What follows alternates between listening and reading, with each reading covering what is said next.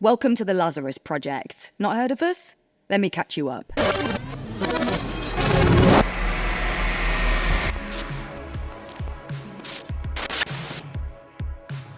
That's George, that's Sarah, and I'm Archie. The date is July the 1st. You should remember that part. Life is good for George, until he wakes up on the same day and realises he's stuck in some kind of time loop. Unable to understand, George spirals and Sarah leaves him. Ouch. That's when he meets me, Archie. I promise to answer all of George's questions should the loop repeat again. 6 months pass and just like clockwork, yeah, you get the picture. George and I meet again, and I reveal George is something different.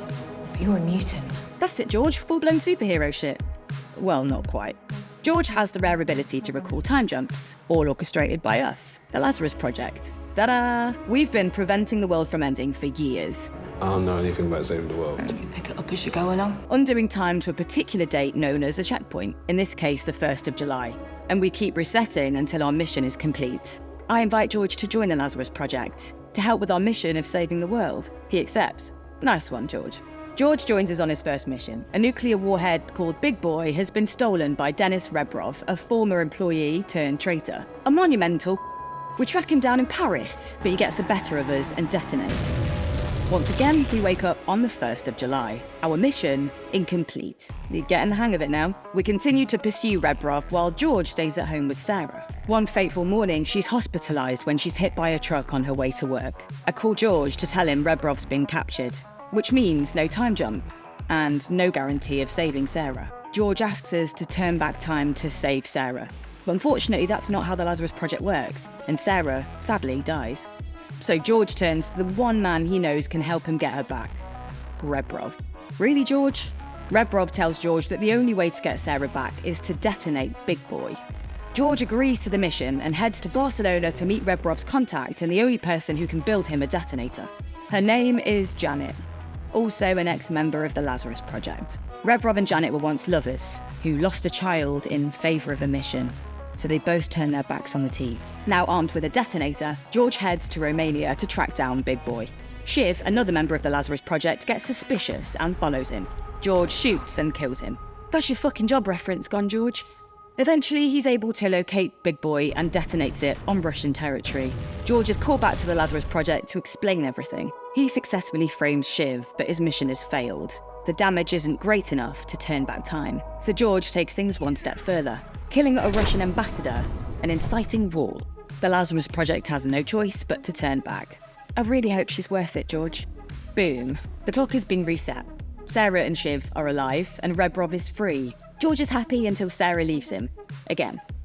Big enough red flag for you, George? We locate Shiv in Hamburg.